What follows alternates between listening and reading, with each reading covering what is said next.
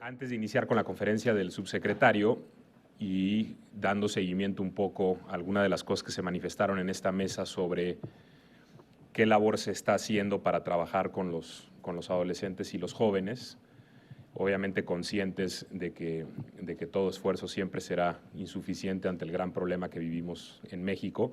Queremos presentarles una breve cápsula de un programa que está desarrollando la Procuraduría General de la República, un programa de prevención del delito que se llama Repensar, este programa, y que justamente busca eso, trabajar con las emociones y los pensamientos de los adolescentes y los jóvenes que están en los territorios y que enfrentan todos los días situaciones bastante complejas y que desde la autoridad queremos ofrecerles alternativas y oportunidades para poder desarrollar una vida mejor.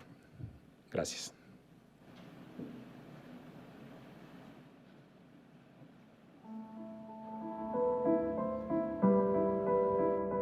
Me agarraron con una pistola. Una riña. Es un problema por traer una arma de fuego. Por portar un arma. Tengo 18 años. 26 años. 30 años. El programa Repensar da una oportunidad a las personas que han sido puestas a disposición del Ministerio Público cuando hay un delito que no tiene prisión oficiosa.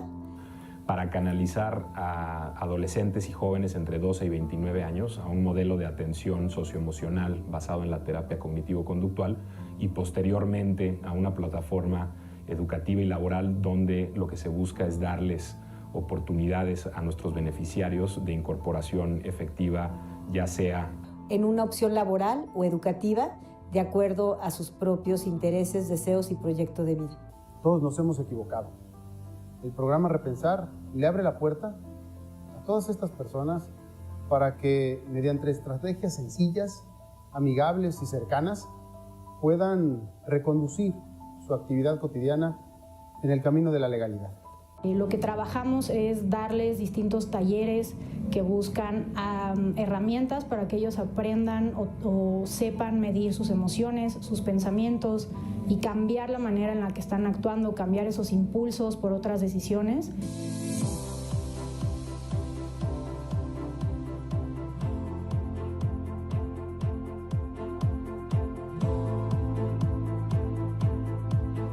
Aprendemos a ver lo bueno y lo malo de las acciones que llegamos a tener. Ahora sí, como lo dice el programa, ¿no? A repensar las cosas bien. A pensar las cosas antes de hacerlas. Nos enseñan a ponerle solución a problemas. He aprendido a controlar mis pensamientos en mi casa, en la calle, en cualquier lado. Van a tener su máscara y la van a dividir a la mitad. De su lado izquierdo van a dibujar cómo creen que se ven ustedes ante los demás. Y de su lado derecho van a dibujar cómo creen que los ven los demás. pasan muchísimos jóvenes todos los días detenidos o en causas penales que pudieran alcanzar ciertos beneficios del nuevo sistema de justicia, es decir, pudieran alcanzar alguna salida alterna al juicio. Por ejemplo, a través de las suspensiones condicionales, el programa se inserte o se incorpore dentro del procedimiento penal y podamos tener un seguimiento y un monitoreo muy serio que finalmente lo único que nos ha dado en todos los casos ha sido satisfacciones. Y tenemos esperanza de que este programa sea un medio para reconstruir el tejido social, porque la persona que entra a este programa Repensar tiene oportunidad de crear un nuevo proyecto de vida y que es, insisto, la única manera en que podemos construir una cultura de paz. De verdad, en el mundo hay mucha evidencia de que el tratamiento funciona, hay evidencia de que lo punitivo no funciona. No funciona así la mente humana no funciona por la represión, funciona por la decisión, el convencimiento, y en ese sentido el programa Repensar es justamente volver a pensar lo que se hizo en la vida, el error que se cometió, volver a pensar hacia dónde dirigir la vida, hacia tener otras metas claras, hacia estilos de vida positivos, hacia repensar precisamente qué es lo que quiere uno de su propia vida. La verdad es que sí sea, ayuda bastante en la cuestión de la forma en la como ya analizamos las cosas, ya las vemos desde otro punto. Es bueno este programa y que lejos de que vengamos porque tengamos que hacerlo, pues vengamos por una convicción, ¿no? Porque te ayuda mucho a pensar las cosas antes de hacerlas. Pero creo que lo que más me ayudó fue a poderme conocer a mí mismo, mis sentimientos, mis emociones, mis creencias que ocasionan que yo haga este tipo de malos actos, ¿no? Corregir mis creencias, corregir mis actitudes y ver antes de tomar una decisión, ver cuál va a ser esa consecuencia que me va a traer. Y me ayudó muchísimo a tener muchas herramientas que creo que en la vida nos hacen falta, ¿no? Herramientas que por causa de disfunciones familiares pues no podemos tener. Y también quisiera agradecerles porque nos den a jóvenes como nosotros pues otra oportunidad de poder retomar ciertas cosas. Yo después de este programa pues me interesó muchísimo estudiar. Lo hemos dicho antes y lo repetimos ahora. La prisión no necesariamente es la mejor forma de responsabilizar a quien comete un delito. Hoy, nuestro sistema de justicia permite integrar las mejores prácticas de política pública para cumplir este objetivo y lograr que muchos asuntos penales no solo se traduzcan en responsabilidad y reparación del daño, sino también en prevención de la violencia y desarrollo en libertad. Estamos en la Procuraduría General de la República muy orgullosos de poder implementar este programa, de poder amplificar este programa y poder llegar cada vez más a todos los estados de la República. Pues doy gracias a Repensar por todo lo que nos dio. Eso es todo, gracias. Procuraduría General de la República. Damos pie entonces y recibimos con un fuerte aplauso al subsecretario de Asuntos Multilaterales y Derechos Humanos de la Secretaría de Relaciones Exteriores, Miguel Ruiz Cabañas, quien nos dará una conferencia magistral sobre el desarme y la Agenda de Desarrollo 2030. Bienvenido, subsecretario. Muy buenas tardes, tengan todas y todos ustedes. Yo quiero agradecer mucho la invitación a estar esta tarde aquí en el Instituto de Investigaciones Jurídicas, a la subprocuradora Sara Irene Herrerías, que muy amablemente me invitó a compartir con ustedes pues la experiencia o lo que hemos hecho o deberíamos hacer mejor en la Secretaría de Relaciones Exteriores en el tema de armas de fuego, delitos cometidos con armas de fuego. En fin, ¿dónde estamos en un tema que es tan relevante para la vida nacional? Si me permiten, yo tengo 9 cosas que decir, 9 o 10. Tengo aquí mi ponencia escrita y con todo gusto se las dejo a los organizadores para que, pues, si la quieren repartir, consultar algún dato, aquí lo dejo. Pero la verdad es que no los quiero matar de aburrimiento, entonces no la voy a leer. Mejor voy a tratar de explayarme en algunos temas que a mí me parece muy importante retener.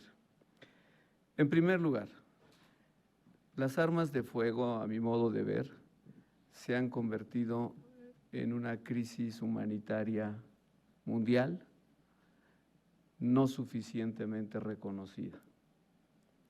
Repito, las armas de fuego son una verdadera o son parte de una verdadera crisis humanitaria a nivel mundial que no ha sido suficientemente reconocida. ¿Por qué lo digo? Porque cada año más de 500,000 de personas, más de 500,000 personas mueren en todo el mundo por víctimas de algún arma de fuego. Y eso, más de 500,000 de personas por año, es mucho más que la población de muchos países, Estados miembros de las Naciones Unidas. Algo ha hecho mal la civilización actual para dejar descontrolado, totalmente descontrolado, un mercado que existe, por supuesto, de armas de fuego, donde se producen en muchos países, se trafican en muchos más países y se venden en muchos otros países, causando este drama mundial. Además, y este es mi punto número 2, las armas de fuego generalmente en esta falta de regulación suficiente a nivel mundial, regional o nacional, están vinculadas estrechamente con muchas otras manifestaciones de delincuencia organizada. Están desde luego vinculadas con el problema del narcotráfico, están muy vinculadas con el problema de los secuestros, las extorsiones, el crimen organizado y el lavado de dinero. Las armas de fuego son parte de esta criminalidad globalizada que en México, todos lo sabemos, pues nos ha causado enormes problemas en los últimos 20 años. Según los estudios de algunas organizaciones que ya llevan muchos años estudiando el tema, actualmente en el mundo hay alrededor de 875 millones de armas, principalmente en países, no diría principalmente, en países desarrollados y países en desarrollo, y esas armas, sobre todo en países como Estados Unidos, al no estar suficientemente reguladas, causan un enorme desvío a canales ilícitos. El problema de México, como ustedes saben, en este país prácticamente no se producen armas y las que se producen las produce solamente legalmente la Secretaría de la Defensa Nacional, y para comprarlas pues hay todo un sistema de regulación muy estricto, por lo cual no es fácil adquirir un arma. Prácticamente las armas que circulan en nuestro país, prácticamente todas provienen de Estados Unidos y de canales ilícitos. Es muy paradójica la situación de nuestra región de América Latina y el Caribe. Si ustedes ven el mapa, y esto no fue así siempre, es una cosa relativamente reciente, América Latina es una zona de paz. Por primera vez en 200 años no hay grandes conflictos entre los estados que conforman la región de América Latina. De hecho, hace no muchos años, hace 3 o 4 años, declaramos a América Latina como zona de paz. Y en efecto, los conflictos bilaterales que han existido en la región, que en algunos casos llegaron a tener peligro inminente de guerras, todavía en los años 70 o 80 del siglo pasado, hoy parecen haber disminuido enormemente su gravedad. Por ejemplo, no hace mucho, 1978, Argentina y Chile estuvieron a punto, cuando iba a punto a horas de empezar una guerra por el conflicto del canal del Beagle. Los conflictos latentes entre Perú y Ecuador o Ecuador y Colombia, pues hoy realmente se ven como cosas prácticamente del pasado. No hay conflictos o amenazas de conflictos armados en nuestra región. Pero, y esta es la otra cara de la moneda, sin duda América Latina es la región más violenta del mundo. Tenemos el dudoso privilegio de ser la región donde más personas mueren violentamente por el uso, sobre todo, de armas de fuego. Tenemos índices superiores en promedio a los 20 homicidios por cada 100,000 habitantes, sobre todo México, Centroamérica, Colombia, Brasil. Somos países que traemos niveles de violencia sumamente elevados. ¿Por qué? Bueno, yo creo que hay toda una serie de razones, tienen que ver con este descontrol del mercado internacional, el desvío a canales ilícitos y desde luego por la vinculación con los otros delitos que ya mencioné, narcotráfico, crimen organizado, lavado de dinero, trata de personas, tráfico de migrantes. Todos estos delitos llevan casi siempre paralelamente el tráfico de armas. En el caso concreto de México, y permítanme centrarme en este caso, porque es desde luego el que más nos debe de preocupar, nuestra situación es realmente particular. ¿Por qué tenemos un problema tan serio de armas en nuestro país? Básicamente por la acción del crimen organizado. Pero si ustedes piensan en la situación geográfica, en la ubicación geográfica de México, en nuestro hemisferio, entonces van surgiendo con mayor claridad las explicaciones de por qué México tiene una amenaza tan grande, y en parte esto explica lo que nos ha sucedido en los últimos 15 años. Y voy a tratar de hacer sintético, pero al mismo tiempo tengo que mencionar estos elementos. México fue tradicionalmente, cuando digo tradicionalmente, prácticamente todo el siglo pasado, un importante productor de cannabis, de marihuana. Marihuana que no se consumía la mayor parte dentro del país, sino se exportaba a Estados Unidos. Desde luego ilegal, ¿no? Poco a poco, esta producción de marihuana en los últimos lustros del siglo pasado y ahora ha sido desplazada por cannabis producida dentro de Estados Unidos. Pero para fines de esta exposición, permítanme decir, México era un importante proveedor de cannabis a Estados Unidos. Como toda actividad ilegal, pues los grupos delincuenciales que se dedicaban a esto, pues muchas veces estaban armados, sobre todo en las zonas productoras, que eran en Sinaloa, Durango, Nayarit Durango, ¿no? Estoy hablando, digamos, de la parte que tradicionalmente se vendía esto. La segunda otra cosa que México hacía era ser productor menor de heroína, sobre todo en el Triángulo Dorado, Sinaloa, Durango, Chihuahua. No, Sinaloa, Durango y Sonora. Ya me equivoqué, ¿verdad? Sí, es Chihuahua. Chihuahua es Sinaloa y Durango, lo que es el Triángulo Dorado. Esa producción de heroína iba a los Estados Unidos. Cuando digo que es menor porque los grandes productores eran la zona de Afganistán y la zona de Myanmar, y siguen siendo. Aunque en los primeros años de este siglo México se convirtió en un importante productor de heroína, desplazando un poco la producción de esos países. En los últimos años, sin embargo, nuestra producción de heroína se ha reducido, porque se cayó el precio de la heroína, porque hoy hay otro producto que se llama fentanilo, que ha desplazado esa producción.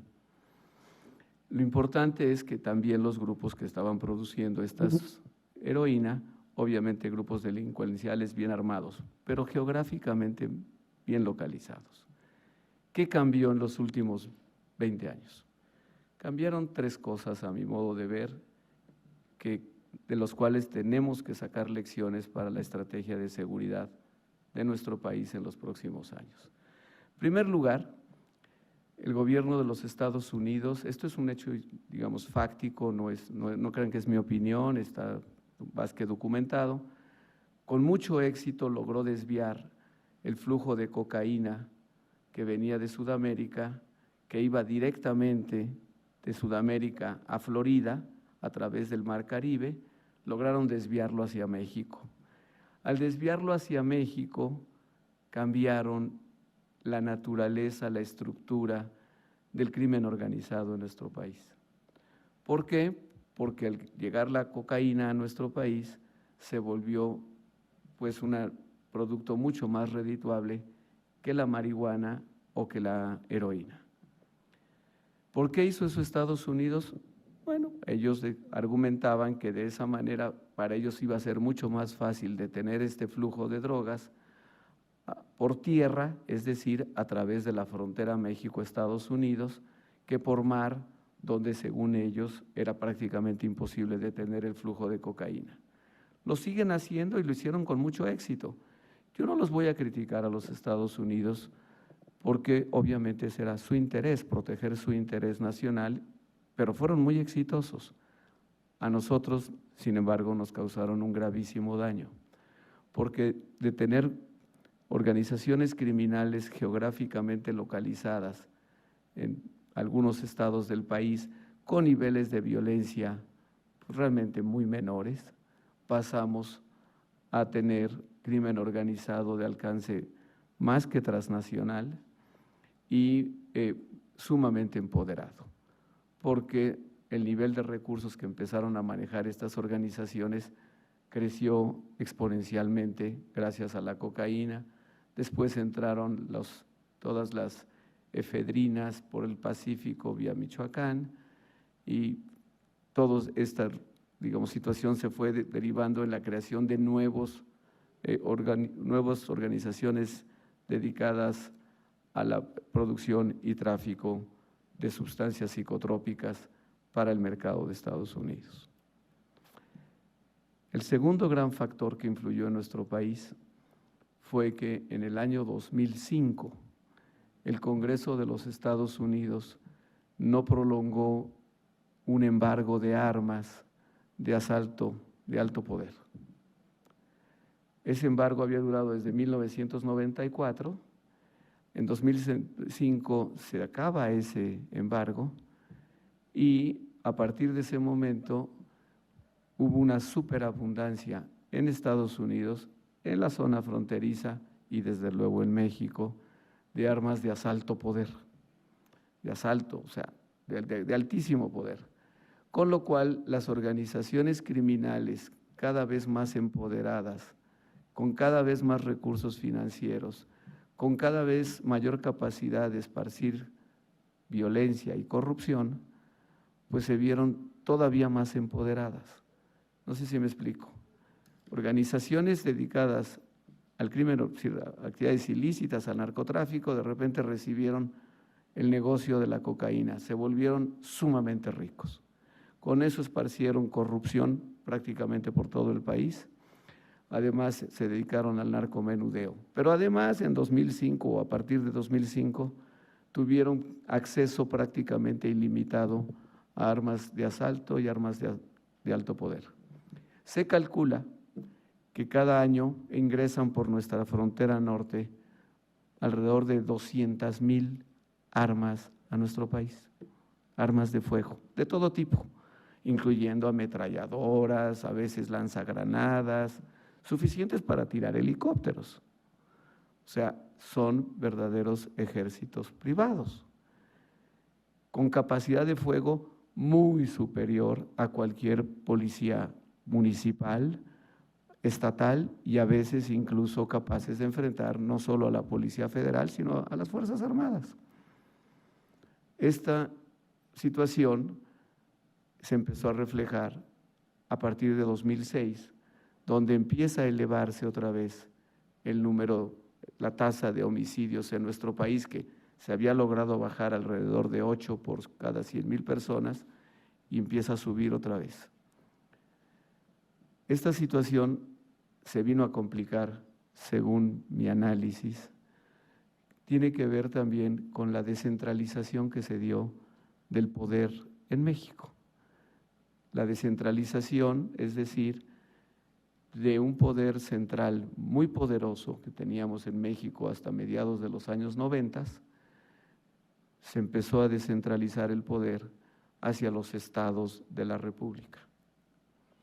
Los estados no se prepararon, los municipios no se prepararon, hay que decirlo con claridad, muchas corporaciones policíacas de nuestro país fueron no penetradas, esa no es la palabra, dominadas, fueron reclutadas por las organizaciones del crimen organizado.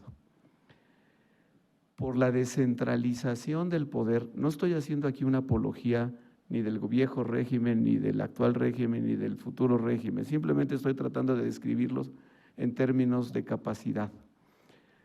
Por la descentralización que se dio realmente del poder, ni la Federación pudo prepararse suficientemente para hacer frente a este tsunami de crimen organizado, ni mucho menos los estados.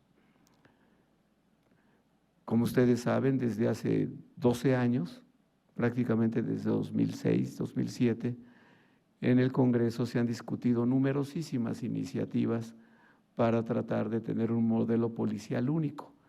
No voy a decir cuál es el bueno, cuál es el malo, eso es opinable.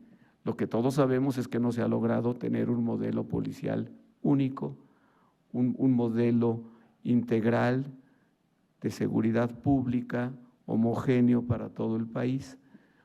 Hoy, hasta el día de hoy, no tenemos a nivel federal una policía nacional, una verdadera policía nacional. Y todo mi reconocimiento para Renato Sales y todos los esfuerzos que han hecho por fortalecer la Policía Federal. Pero déjenme darles simplemente una comparación. Tenemos hoy una Policía Federal de 40,000 personas, 40,000 elementos, en un territorio de 2 millones de kilómetros cuadrados con 130 millones de habitantes. En Italia, país que por cierto ha tenido los mismos embates del crimen organizado, terrorismo y otras situaciones muy parecidas a las de México, hay 2 cuerpos nacionales, además de las policías regionales y municipales, ¿no?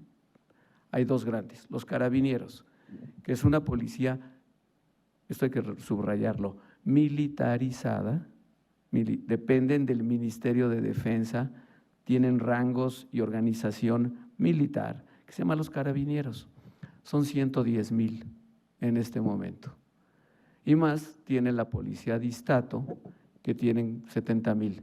O sea, casi 200,000 policías italianos cuidan el territorio italiano, que es la 5ª parte del territorio de México. 40,000 policías federales. Entonces, obviamente, nada más de comparar, pongo el caso de Italia porque fui embajador en Italia 4 años y es el caso que mejor conozco. Además, conozco bien que los retos que ellos enfrentaron y enfrentan, precisamente de lucha contra las mafias, pues son cosas parecidas, ¿no? Entonces, obviamente, no tenemos en México ni el modelo ni la capacidad, digamos, los recursos humanos policíacos para hacerle frente a los retos de la dimensión del tamaño que tenemos. Yo creo que todos estamos de acuerdo en México, empezando por ellos mismos, que no es conveniente tener a las Fuerzas Armadas en esta lucha. Pero también creo que es cierto, y que todos lo sabemos, que pues la verdad es que los diferentes gobiernos le fueron pidiendo a las Fuerzas Armadas como último recurso, ante el vacío, ante la incapacidad de los cuerpos civiles, municipales, estatales e incluso federales. Por eso las Fuerzas Armadas de nuestro país han estado comprometidas en labores que en principio no les corresponderían y desde luego no es la situación ideal. Desde luego no es la situación ideal y creo que ellos estarían muy contentos de que poco a poco los relevaran para dedicarse a las funciones propiamente castrenses, militares en nuestro país. Pero sí creo que es justo reconocer que no fueron ellos ni quienes pidieron estar ahí y que siguen ahí, pues porque no solo el gobierno federal, sino los gobiernos de los estados y a veces los gobiernos municipales, pues piden la presencia de las Fuerzas Armadas. Entonces, para entender la situación en México, ¿por qué tenemos, a mi modo de ver, estos niveles tan altos de violencia que se han elevado en los últimos 3 años? Hay que entender la ubicación geográfica de México, cómo se combinó con el problema del narcotráfico desde el sur del continente, cómo se combina todos los días con el tráfico de armas desde Estados Unidos a nuestro país. A partir de 2005 hubo una verdaderamente explosión demográfica de armerías en la frontera México-Estados Unidos. El dato que les doy, hay 9,000 armerías en la frontera México-Estados Unidos, es decir, desde el lado de Estados Unidos, del lado de México no hay. Hay 9,000 armerías. El dato es de la Alcohol, Tobacco and Firearms Office del Departamento del Tesoro. Ellos son los que amablemente nos informan de cuántas armerías hay. Se calcula que en Estados Unidos hay 57,000 armerías en todo el territorio, pues 9,000 están en la frontera con México. ¿A quién le venden? ¿A quién le venden estas personas? Además, en los 4 estados sureños hay 23,000 personas que tienen licencia para vender armas como agentes libres, 23,000. ¿A quién le venden?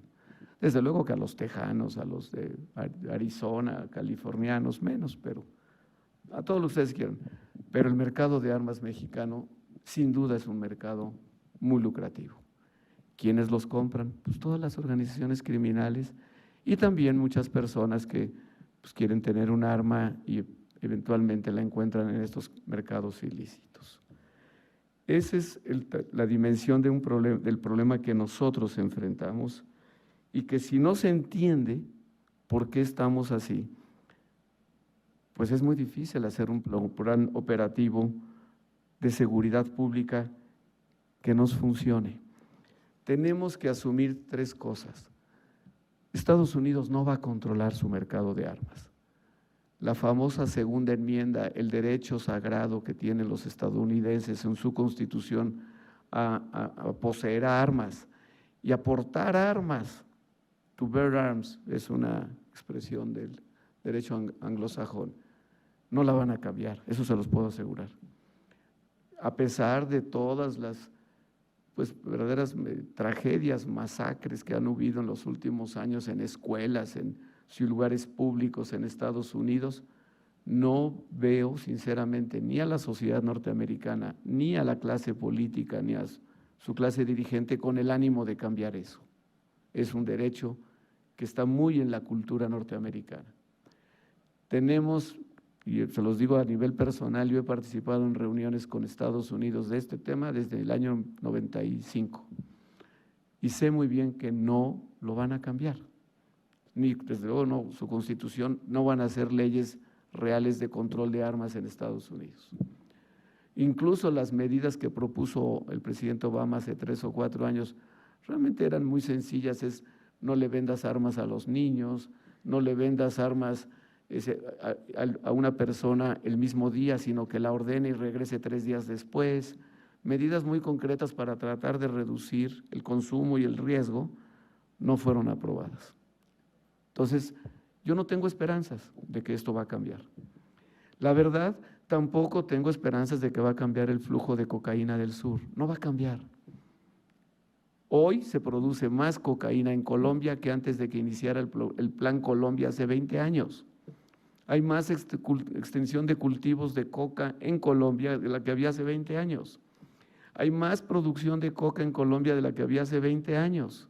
Después de 20 años del Plan Colombia, y que nos han dicho que, pues, que ya en Colombia ya no hay crimen organizado, que ya se acabaron los grandes carteles, y como dice un amigo, pues yo no sé si ahora la producen en las escuelas o en los conventos, pero llega más, llega mucho más de la que llegaba. Entonces, ¿qué tenemos hoy? Un crimen organizado nacional, y esto hay que entenderlo, ya no es regional, es prácticamente nacional. Tenemos que ese crimen organizado se ha vuelto infinitamente más violento por las armas que tiene, con la capacidad de fuego que tiene, y se ha metido además a toda una serie de otros delitos. Ya no es narcotráfico, es narcotráfico, secuestros, extorsión, trata de personas, tráfico de migrantes, no es lo mismo, como ustedes saben. Entonces está todo combinado. Por eso, para hacer una estrategia de control de armas en México y de crimen organizado, debemos de partir de la base de que no vamos a tener gran ayuda de Estados Unidos para frenar ese tráfico fronterizo. Tenemos que pensar en medidas nuestras, de control nuestro, de nuestro lado de la frontera. Los Estados Unidos, me consta, sí han sido cooperadores en una serie de temas. Desarrollo de capacidades, adiestramiento de personas, técnicos para rastreamiento o rastreo de armas. Sí, en toda una serie de campos, claro que nos han ayudado y nos siguen ayudando. Y es muy útil esa capacitación o esos recursos para tratar de combatir al crimen organizado en ciertas cosas, pero no podemos esperar más. Ellos no van a frenar ese tráfico. Me gustaría decir lo contrario, sí, tengo esperanzas fundadas de que pronto lo harán. No, no lo van a hacer. Tampoco creo que se vaya a frenar el tráfico de cocaína. Tengo 30 años de estar viendo estos temas y ya la verdad es que ya me di por vencido, no van a cambiar. Hay una demanda fortísima, hay mercados muy grandes. Entonces, las estrategias que México puede hacer, tenemos que partir de esas realidades. ¿Qué puede cambiar? Bueno, pues puede cambiar nuestra manera de organizarnos nosotros dentro de México para hacerle frente al problema. Yo no anticipo nada, desde luego, yo soy diplomático de carrera, he estado 40 años en la carrera, no pertenezco a ningún partido político, entonces lo que quiero decir es, no sé qué va a hacer el próximo gobierno y desde luego no soy su vocero, pero veo que hay condiciones mejores de las que ha habido en los últimos años, cuando hay otra vez un solo partido que controla el Congreso, que controla la presidencia y que los vacíos que se generaron de poder en los últimos años, a lo mejor eso, en ese sentido, es más fácil. Es más fácil que una presidencia fuerte pueda coordinar mejor a los estados de la República, pueda coordinarse mejor con el Congreso y podamos tener, están dadas las condiciones, por decirlo así, para tener una mejor estrategia nacional de seguridad pública que funcione. Eso México no lo ha vivido desde principios de los años 90. No es poca cosa y yo creo que el país lo puede aprovechar. 2, a pesar de los rezagos que tenemos, yo lo pondría así, México, ¿de qué sufre? Tenemos un retraso histórico, por las razones que mencioné, de instituciones sólidas. Nos faltan instituciones verdaderamente sólidas a nivel federal, estatal y municipal. El 95% de los delitos que se cometen en este país, recuérdenlo, son del fuero común, no del fuero federal. Tienen que ser prevenidos y combatidos por los estados y los municipios. Cuando nos dicen que hay 98% de impunidad en los delitos que se cometen en México, pues francamente uno dice, sí, pues la mayor parte son del fuero común. ¿De quién son responsabilidad? De los estados de la República. Y no estoy pasándole aquí la bolita, simplemente ahí están los datos, es lo real. Pero la federación puede hacer más para tener una estrategia de seguridad más centralizada, y esto sí lo quiero decir, no hay país exitoso en el mundo que pueda combatir en serio al crimen organizado, sobre todo de la proporción que traemos en México, con una estrategia descentralizada. Eso simplemente no es cierto, eso no va a ocurrir.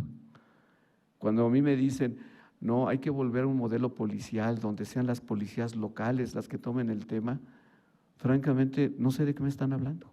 Me quedo así como, es desconocer la realidad más simple que les acabo de comentar. Entonces tenemos, para combatir al crimen organizado, tenemos que poner el peso mayor en la federación. Sin embargo, los estados de la República tienen una enorme responsabilidad de desarrollar cuerpos locales eficientes. Pues la verdad aquí sí, de renovación policial en todos los cuerpos policiales de nuestro país a nivel estatal y local. Y algo muy importante, desarrollar procuradurías sólidas. Todos hablamos mucho de una procuraduría independiente, una procuraduría que sirva, una procuraduría más técnica, en fin, todo lo que ustedes saben que se discute en México en los últimos 2 años, y qué bueno, y ojalá y se haga, seguramente será importante. Pero nos olvidamos de las procuradurías estatales. Entonces, mientras no tengamos procuradurías estatales que funcionen y que funcionen bien, pues obviamente la Procuraduría Federal no puede atraer todos los casos de todos los delitos que se cometen en el país. Eso sí no puede ser porque somos un país federal. Entonces, eso sí no vamos a poder. ¿Podemos desarrollar una policía federal 3 veces mayor a la que tenemos? Seguramente sí. Lo que no podemos es sustituir a los ministerios públicos estatales. Entonces, los estados tienen que tener unas policías eficientes, ministerios públicos eficientes. Desde luego, el Poder Judicial pues tiene que fortalecerse en todo el país. Y las cárceles. Son los 4 eslabones, en todos los eslabones de la cadena para poder hacer frente a este problema. ¿Qué hemos hecho desde la Cancillería? Ya con esto termino. Hemos hecho desde los años 90, cuando empezamos a ver que el problema subía y subía, nos alarmaba mucho pues ya el tráfico creciente desde Estados Unidos. Inventamos, y digo inventamos porque pues yo estaba ahí, yo no lo hice, lo hizo sobre todo el embajador Sergio González Gálvez, que tú conoces bien, pero yo era su ayudante, y ahí estábamos, y Luis Alfonso de Alba y otros. Inventamos una convención que se llama CIFTA, Convención Interamericana contra el Tráfico Ilícito de Armas. Fue la primera instrumento internacional que se hizo para tratar de combatir el tráfico ilícito, porque parte de nuestro problema se resolvería si por lo menos las armas que se venden legalmente no se desvían a canales ilícitos y llegan al crimen organizado. Con eso parte de nuestro problema se resolvería. La convención está viva, México fue sede de esta reunión de la convención este año. Hay muchas cosas que se han hecho, sobre todo capacitación, intercambio de información, redes, digamos, de operadores de las procuradurías de todo el continente que trabajan, y a través de CIFTA han hecho pues eso, una red que funciona. Tenemos que fortalecerla así. Es la única convención que Estados Unidos ha firmado, no la ratificó nunca, pero la firmaron en 1997. Por lo menos ahí hubo una manifestación de voluntad importante, y por eso Estados Unidos llega a todas las conferencias de CIFTA y trabaja con nosotros, y realmente hacen sobre todo estos rastreo y capacitación de funcionarios encargados de la aplicación de la ley. Lo segundo que hicimos fue impulsar el programa de las Naciones Unidas sobre armas de fuego con otros países afines, Colombia, Japón. Japón es un país líder en este tema, Francia. El programa de Naciones Unidas desde luego reconoce el comercio legal y trata de combatir el desvío a canales ilícitos. No es jurídicamente vinculante, no es obligatorio, pero de todas maneras sirve pues para crear conciencia y permitir mayor intercambio de información, diagnóstico del problema global. Lo tercero que hicimos, y aquí México sí tuvo mucho que ver, fue la Convención sobre Comercio de Armas, que se terminó en 2013 y se adoptó en 2014. Aquí tuvimos la conferencia de los estados parte de la Convención sobre Comercio de Armas. La convención lo que trata es regular las transferencias de armas de un país a otro y tratar de que los países productores se responsabilicen de sus exportaciones de armas, que de alguna manera verifiquen a quién se las están vendiendo y que asuman obligación de rastrear el fin último de esas transferencias de armas. La verdad es que no pudimos llegar a más, hubiéramos querido hacer mucho más, pero los productores de armas pues protegieron sus intereses, y a donde llegamos con esa convención fue a ese tipo de obligaciones. Lo que hemos hecho en los últimos años, sobre todo recientemente aquí con mi compañera del Servicio Exterior y otros colegas, hemos tratado de concentrarnos en fortalecer las disposiciones sobre desvío a canales ilícitos. Les voy a dar un ejemplo real. Alemania produce muchísimas armas, es el principal exportador de armas de fuego a Estados Unidos, y muchas de esas armas alemanas de gran calidad, pues luego son desviadas a México. Entonces le pedimos a Alemania, oye, por lo menos asegúrate de a quien se las vendes en Texas sea el consumidor final, y ponle una disposición, un marcaje: estas armas no deben salir de la zona a las que las vendí, de acuerdo a la convención, y reporta cuando hay desvío de armas. Nosotros sabemos muy bien de dónde vienen las armas que se decomisan en México. 60% son producidas y vendidas en Estados Unidos. El 95% de las armas que llegan o más, 95% que llegan a México entran por Estados Unidos, 60% de las cuales son producidas en Estados Unidos, 30% en países europeos y el 10% en otros países, Brasil, Israel, en fin, algunos otros, India, algunos otros países. Si los países europeos nos ayudan a controlar lo que le venden legalmente a Estados Unidos para que no sea desviado a México, hombre, ya sería un pequeño avance. Ese tipo de cosas son las que tenemos. Pero nada de esto nos va a resolver el problema interno. Yo he sido internacionalista toda mi vida.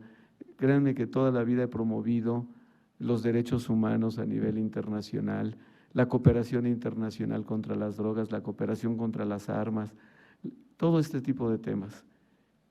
Mi conclusión hoy es: la cooperación internacional es importante, sí, sin duda. Sobre todo en derechos humanos, el escrutinio internacional es importante para producir un impulso de cambio en nuestro país. Es importante, pero no es lo fundamental. Lo fundamental es instituciones nacionales sólidas, instituciones nacionales, digo, no es mucho pedir, que funcionen, instituciones nacionales, pues la verdad, inmunes a la corrupción, instituciones nacionales que podamos confiar en ellas, en que tienen la capacidad técnica, la probidad y la voluntad de ayudarnos a que en México se reduzca el enorme problema de violencia que traemos. También estoy convencido de que no lo puede hacer la Federación sola, la tiene que hacer sobre todo con los estados de la República. Lo que no hagamos internamente, no hay comité de la ONU o de la OEA o de la Luna, de quien ustedes quieran, que nos va a resolver el problema. No lo hay. Eso es falso. Lo único que podemos, no lo único, lo fundamental es desarrollar instituciones nacionales que funcionen, con supervisión, con lo que ustedes quieran.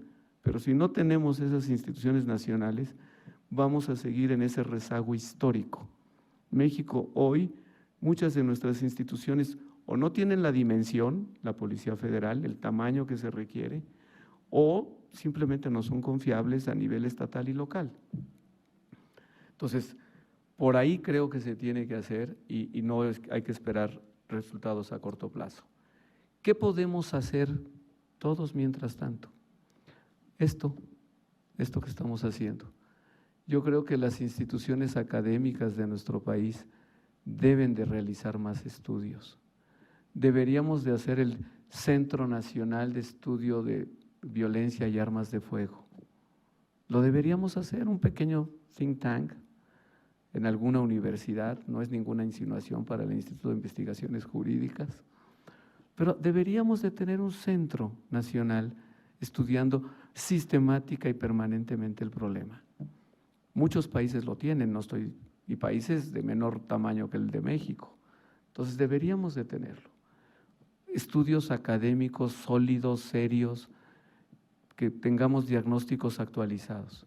En la Cancillería tenemos a 4 o 5 especialistas que trabajan, y créanme que trabajan muy bien, y son sólidos y van a las reuniones internacionales y entienden el tema, pero no es suficiente. Yo hoy no sé cuál es el problema en Durango o el problema en Yucatán, digo, más que lo que sabemos, el Sistema Nacional de Seguridad Pública, en fin, pero necesitamos instituciones académicas. Quisiera que los académicos se interesaran más por el problema. 2, es importantísima la presencia, la participación de la sociedad civil. Sin sociedad civil activa, organizada, comprometida, pues tampoco vamos a llegar muy lejos. Necesitamos sociedad civil muy organizada, muy interesada en que se desarrollen las instituciones nacionales que requerimos. Una sociedad civil demandante. hay personas que a veces piensan que es confrontante. Yo no creo que la confrontación sea lo mejor. Creo que debe ser demandante, exigente y sobre todo vigilante. Y aquí, con esto concluyo, necesitamos en México volver a creer en la cultura de paz. No, se nos ha ido olvidando, todo es normal. Hemos ido no solo normalizando la violencia, sino francamente a veces la barbarie. Algunos, no voy a hacer referencias precisas, algunos de los asesinatos recientes en esta ciudad, aquí, donde vivimos todos los que estamos aquí, ha habido barbarie, porque cuando hay un asesino serial que hace lo que hace con sus víctimas, pues es la barbarie y la hemos ido normalizando. ¿Cómo recuperamos la cultura de paz? Yo creo que aquí, desde luego, el Estado debe y puede hacer mucho, pero no es suficiente. Tienen que ser la sociedad civil, la academia, los expertos, los sindicatos, las organizaciones sociales, las iglesias. Entre todos tenemos que recuperar la cultura de paz.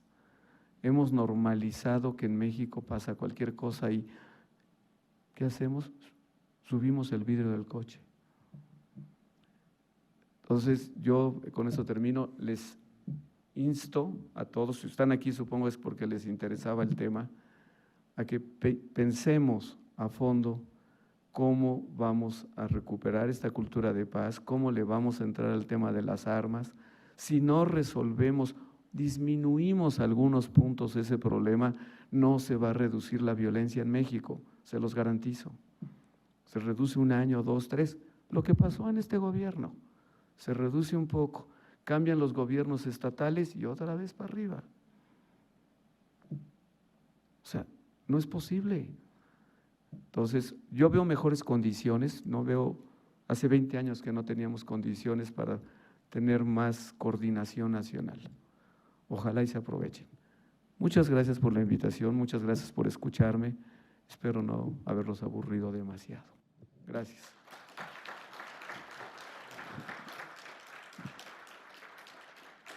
Gracias, subsecretario. Si nos permite, abrimos el espacio para un par de preguntas. Para servir.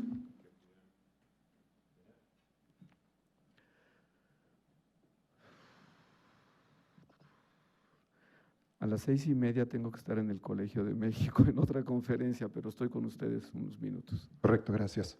En este caso, más que una pregunta, es un comentario que quiero hacer, si se me permite. Por favor.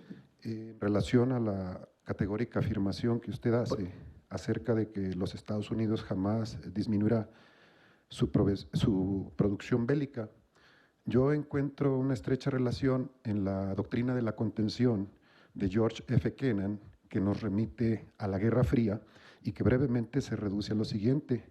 Él dice que si incluso la ex Unión Soviética se hundiera en las profundidades oceánicas, la industria militar estadounidense seguirá existiendo hasta que ellos encuentren o creen un nuevo enemigo. Bien, mire, yo creo que aquí hay que diferenciar entre la gran industria bélica estadounidense, no sé, tanques, aviones, portaaviones, armas nucleares, en fin, el complejo industrial militar al que se refería el presidente Eisenhower. Eso. Esta es, digamos, lo que llamamos armas pequeñas y ligeras, que es, digamos, en algún sentido sí está ligado a lo que usted se refiere, pero se refiere más, y yo creo que esto no sé si, sí, es no solo legítimo, es consubstancial a la formación de los Estados Unidos. O sea, desde que las 13 colonias se unieron y decidieron independizarse, las armas ya estaban ahí. Yo creo que fueron parte pues, de su historia de fines del 18, todo el siglo XIX, pues de conquista del territorio. Entonces, las armas así llamadas pequeñas y ligeras, son parte de esta cultura, muy, muy en los genes de la sociedad estadounidense de hoy. Entonces, a esa es a la que me refiero. Y yo de veras soy respetuoso de su cultura, pues así son. Y no hay duda que así son, más en Texas, Nuevo México, Arizona que Nueva York. Si usted va a la ciudad de Nueva York y busca una armería en Manhattan, sí la encuentra, pero le cuesta trabajo. Están en el segundo piso, en las zonas alejadas digamos, del centro de la ciudad. Lo sé porque yo lo hice, entonces por eso sé. En cambio, si llega al Walmart en El Paso, puede comprar cereal, leche, una chamarra por el frío y 2 ametralladoras en el Walmart. Esa es la cultura a la que yo me refiero, que existe en los Estados Unidos, y la verdad es que no soy optimista de que va a cambiar. Es parte de su etos nacional, de su historia, del derecho sagrado a la rebelión que tiene el pueblo frente a los malos gobernantes. Eso está en la historia de los Estados Unidos y no creo que vayan a cambiar. Les puedo contar una anécdota así brevísima. En el 95, la administración Clinton y la administración del presidente Zedillo establecimos el grupo de contacto de alto nivel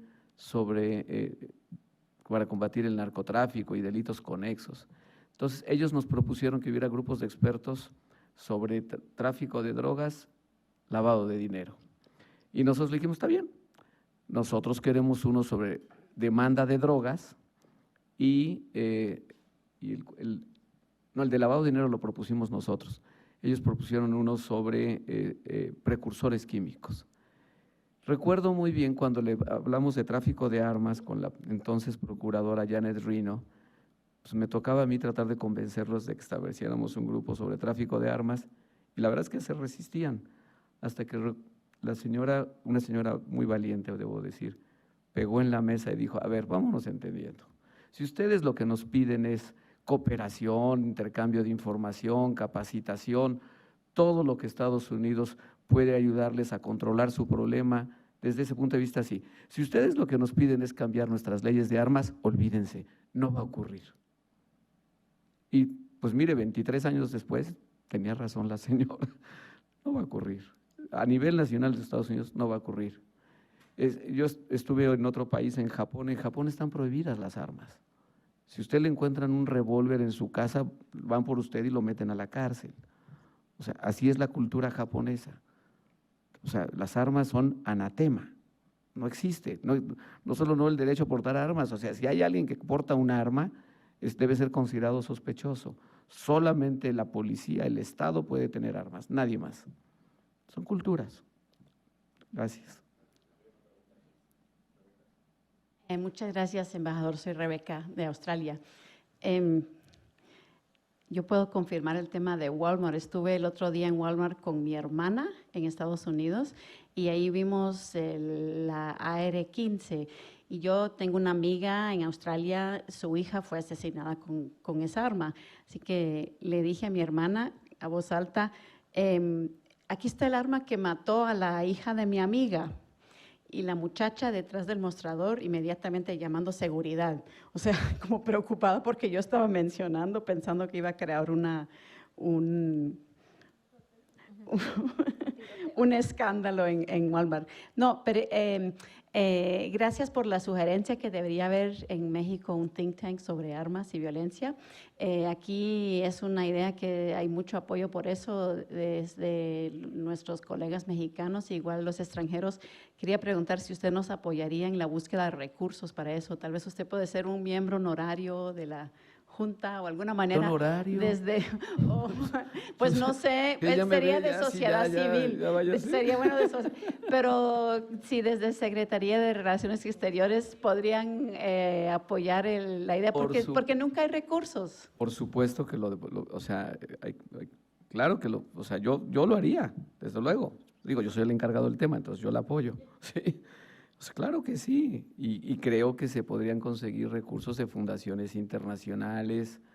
Es cuestión de ser muy tenaz y sistemático, pero claro que se podría. Y también, digamos, una universidad como la UNAM, que no me escuche el rector, pues podría dedicar un pequeño presupuesto. No se trata de hacer un instituto de investigaciones jurídicas nuevo, se trata de poner a 3 o 4 especialistas con capacidad de articular análisis y hacerlos públicos. y pues, subirlos en la red y decir pues, las armas en El Salvador, en Durango, es decir, son investigadores que tengan capacidad de comunicar. Son 4 personas. A Magda Cos, yo le sugiero una Muy bien. investigadora que tiene capacidad de comunicar. Bueno, pues muy bien, la felicito, Magda. Gracias por la invitación.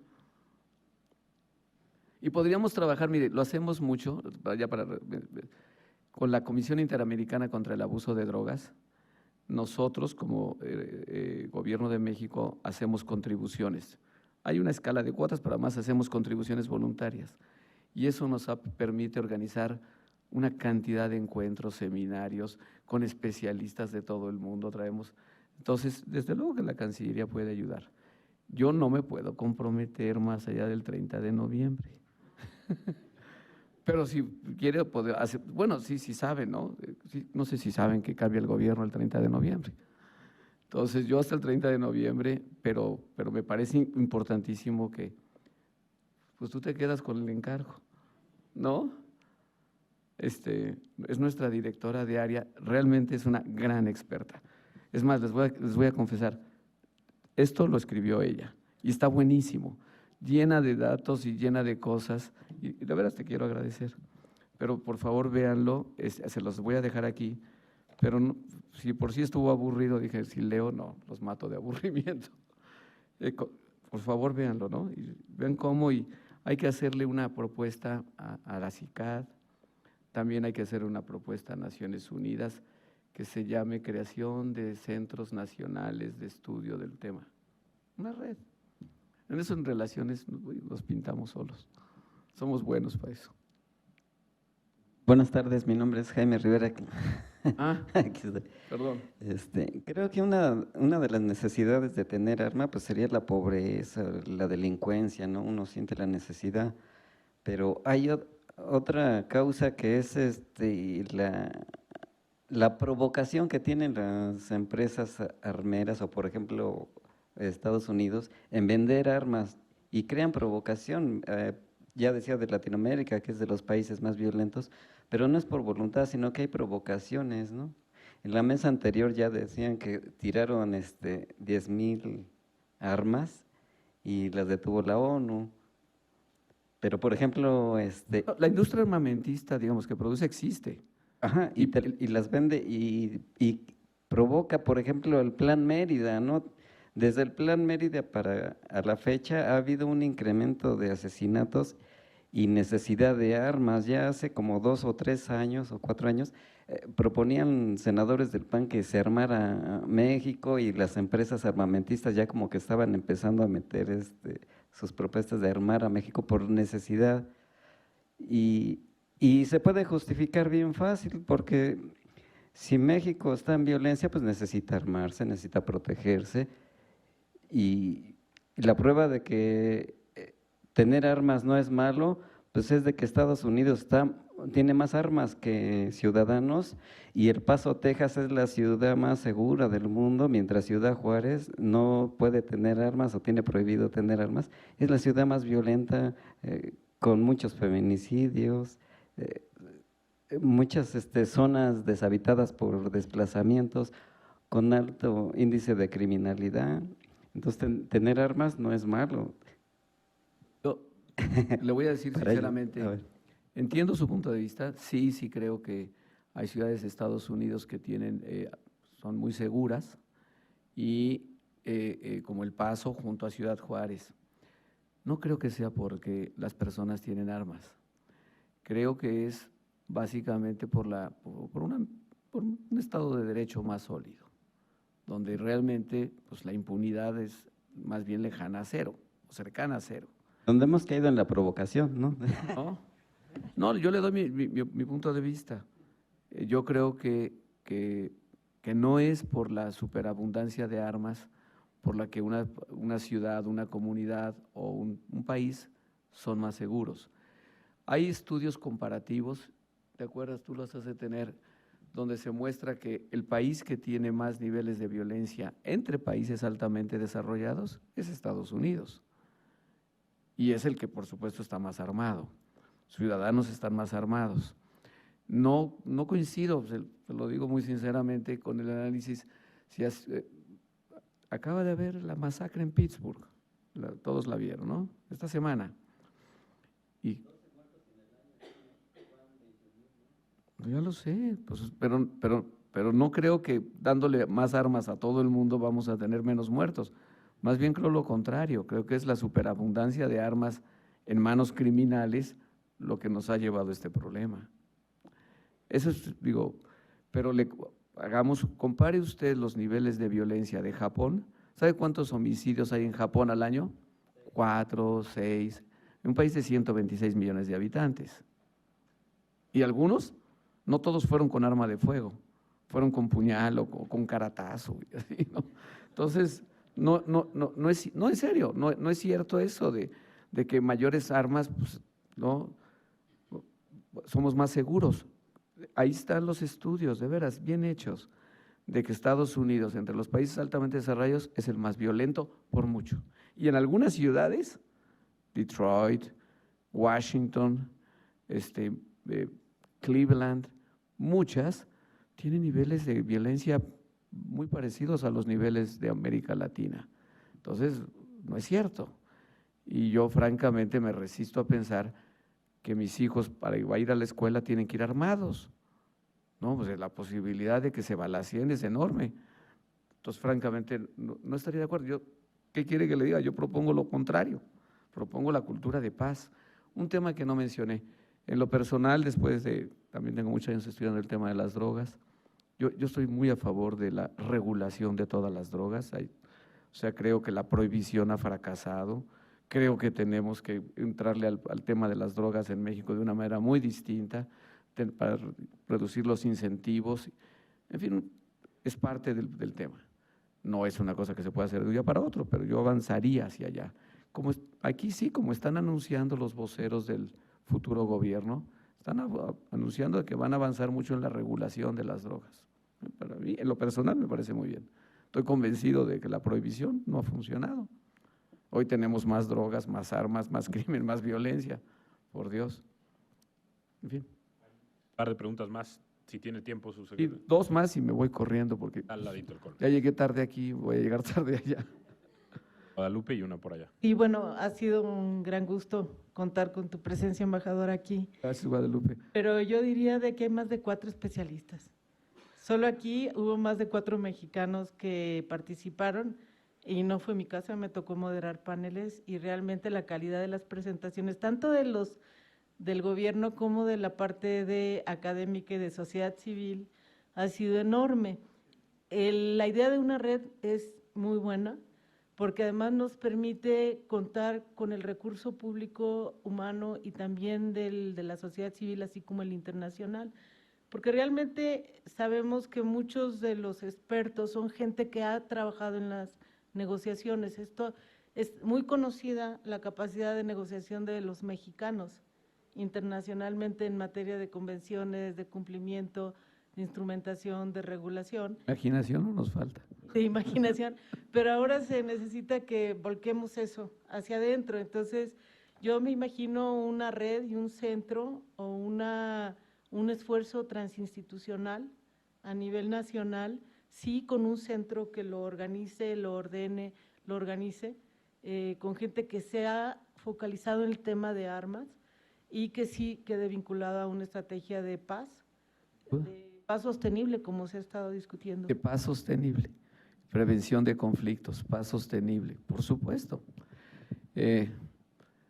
Bueno, es que yo no, quiero ser muy cuidadoso, yo no puedo hablar por el próximo gobierno, no los represento, no soy, entonces no quiero ser desautorizado, ¿sí?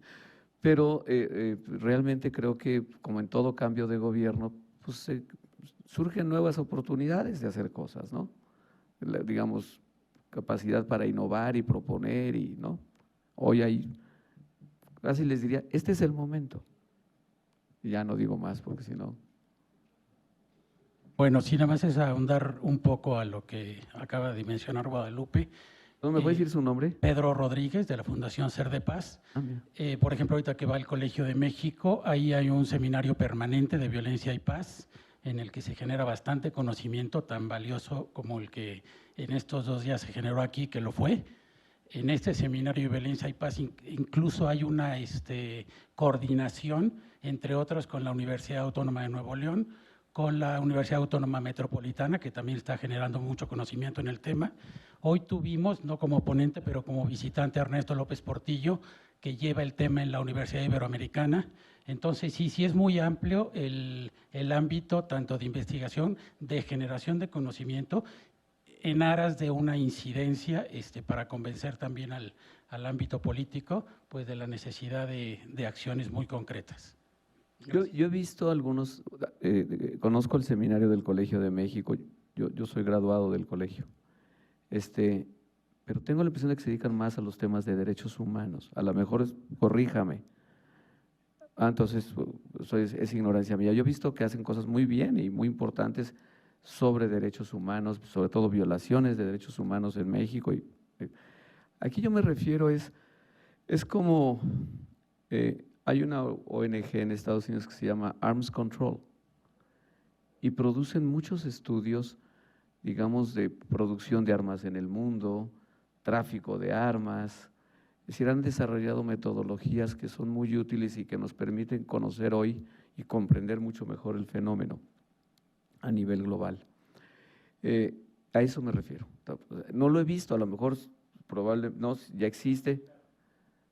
Bueno, entonces es ignorancia mía, pero yo no he visto un centro que sistemáticamente se dedique a ver cuál es el problema diario del tráfico de armas dentro de México. ¿No? Y si me da la ficha, pues se lo agradezco. Una más y ya. Es que quedan 2. No, si tampoco, si ya no hay más, ya no. Tampoco exijo. Pregunta. Ya no hay ninguna pregunta o comentario. Pues muchas gracias. Buenas tardes.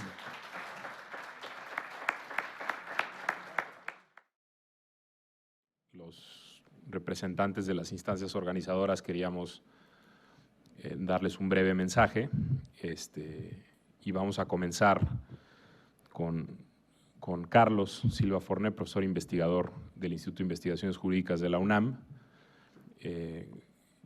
a quien agradecemos mucho la anfitrionía de este evento y quien ha sido una pieza clave en el desarrollo de los contenidos de este foro y de la organización del mismo. Carlos. Gracias, Pablo. Nada, como el instituto y a nombre, digamos, como quedó claro desde la presentación, a nombre, digamos, del doctor Pedro Salazar, que fue el primer interesado, digamos, en que este evento, digamos, fuera en el Instituto de Investigaciones Jurídicas y que agradeciera, digamos, que la Procuraduría General de la República, digamos, y que 24/0 México, digamos, estuvieran impulsando, digamos, este proyecto. Digamos, estamos más que satisfechos, digamos, con haber sido anfitriones en el espacio y estar impulsando todos los temas, digamos, que se han hablado en estos días y todo lo que venga por delante. Digamos, creo que el compromiso, digamos, como se pudo ver, digamos, en cada mesa, aparte, digamos, de la riqueza de lo que se planteaban los retos, ¿no? Y en cada uno, desde el tema, digamos, que iba de la construcción de indicadores o de los diagnósticos, al tema luego, digamos, del nivel jurídico, de las políticas públicas, del activismo cultural, del activismo social. En todas esas dimensiones del problema había retos, digamos, por adelante y en momentos donde el país tal vez tiene una ventana de oportunidad también para irlos articulando a futuro. Entonces, por mi parte, el compromiso, digamos, del instituto, digamos, para tratar de ser un actor participante, digamos, de lo que siga de aquí en adelante y bueno, y esperemos, digamos, que podamos avanzar en cada una de esas dimensiones, desde la investigación hasta el activismo social y cultural, digamos, y hasta, digamos, generar redes específicas, digamos, sobre el tema que nos ha convocado el día de hoy. Así que muchas gracias y muchas gracias en particular a los que estuvieron los 2 días aquí escuchando, digamos, y intercambiando ideas con nosotros. Gracias.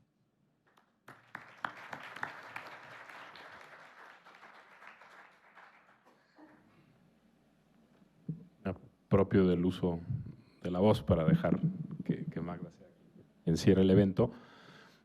Yo simplemente a nombre del de la subprocuradora Sarirene Herrerías y desde luego del subprocurador jurídico encargado de la Procuraduría General de la República, el licenciado Alberto Elías Beltrán, agradecerle mucho, en primer lugar, al Instituto de Investigaciones Jurídicas de la UNAM por habernos recibido en este espacio y haber fungido como articuladores de un esfuerzo que sin ustedes, sin el apoyo del director de Pedro Salazar, del profesor Silva Forné, simplemente no hubiera sido posible.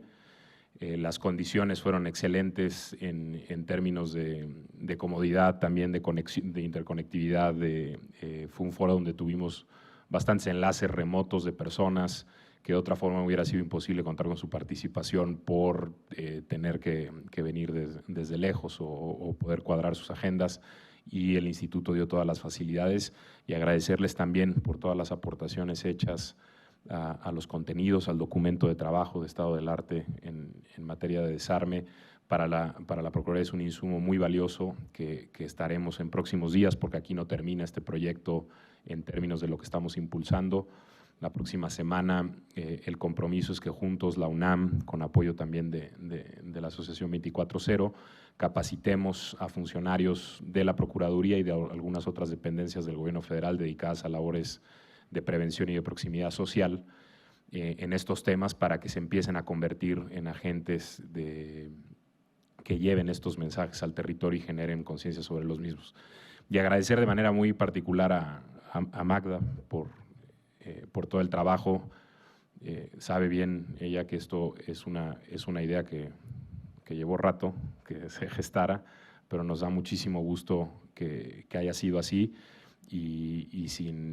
y creo que sobra decirlo, se ha dicho mucho durante el foro, prácticamente pues sin Magda este proyecto no existiría desde la concepción hasta, me atrevo a decir, lo que venga en adelante, y solo pedirle a nombre de la Procuraduría que desde la sociedad civil sea ella en gran medida, junto con su asociación y la red que ha ido integrando en estos días, donde se han juntado muchas organizaciones a platicar estos temas, sean ese toque de piso o esa piedra angular para que este esfuerzo sea sostenible, que esa es la idea. Es muchas veces lo que falla en este tipo de proyectos, y la idea justamente es que 24/0 y toda la red, 24/0 México y toda la red que ha integrado este esfuerzo le puedan dar continuidad. Y agradecer también muchísimo a la Embajada de Australia, que se sumó al proyecto sin dudarlo, no solo trayendo a expertos internacionales, sino también aportando mucho de un país que tiene muchísimo que decir en materia de política criminal, que tiene muchísimo que decir concretamente en materia de desarme, muchísimo que decir en materia de atención a jóvenes, y que a veces no hacemos tantas actividades de prevención como deberíamos de hacer con el gobierno de Australia. Son verdaderamente un referente a nivel internacional, mucho más en otras partes del mundo, pero es importante que conozcamos todo el trabajo que se ha hecho en Australia, pero también por australianos y desde Australia hacia el mundo. Creo que es muy importante. A todos, muchísimas gracias a nombre de la Procuraduría General de la República. Creo que ha sido un éxito y es el primero de muchos pasos que se tienen que dar, ya lo mencionaba el subsecretario Ruiz Cabañas, para articular esfuerzos sostenidos y de muchísima especialización en este tema. Coincido en que el tema de armas se tiene que tratar como una agenda en sí misma, no puede, y no porque no tenga interconexión o no se necesita atender de manera transversal o integral, sino porque le necesitamos dar la relevancia política y la relevancia operativa a este tema, que es fundamental para reducir los niveles de violencia en el país en un futuro próximo. Muchísimas gracias, Magda, gracias, y te cedo la palabra para que cierres y clausures formalmente este encuentro. Gracias. No me queda más que agradecer a estas instituciones que, como dice Pablo, nos llevó un rato gestar este proyecto, nos llevó tocar puertas, convencer a muchas personas, pero el apoyo de la Procuraduría General de la República y de la Dirección de Prevención del Delito de la Subsecretaría de Derechos, Subprocuraduría de Derechos Humanos de Sarirene Herrerías, fue fundamental, y sobre todo la apertura con la que nos permitieron convocar expertos de todos los sectores, con la que también llamaron ellos a otras expertos de instituciones, sumaron a la Secretaría de Relaciones Exteriores, a todos los funcionarios que también aportaron conocimiento y aportaron información que pocas veces se había hecho pública antes también de manera tan abierta y tan generosa. Por supuesto, al doctor Pedro Salazar, que en cuanto le planteamos la idea, nos abrió las puertas de este instituto y que contar con la colaboración de Carlos también ha sido muy valioso para poder construir este proyecto. Y bueno, por supuesto también la participación de la Embajada de Australia que nos ayudó, que nos apoyó y que ha sido también muy generoso, y que pues todas estas instituciones nos ayudaron a construir este primer foro de que es la primera vez que se discute en un encuentro académico el tema de armas desde muchas vertientes y desde muchos de los temas que toca y de las líneas de investigación que cruza. Y por supuesto a todos los presentes que les interesa el tema y que pues han demostrado que habemos muchas más personas que queremos reducir la violencia armada. Muchísimas gracias.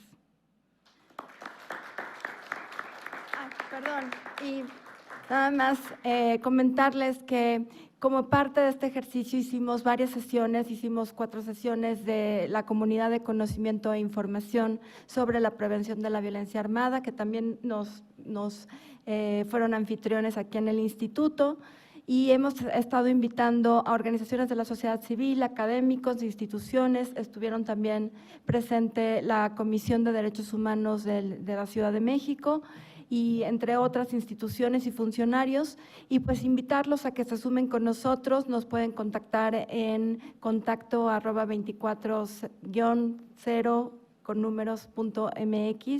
o montserrat@24-0.mx y magda@24-0.mx. Muchísimas gracias. De verdad que queremos que más personas se sumen a aportarnos información y a que entre todos podamos construir conocimiento.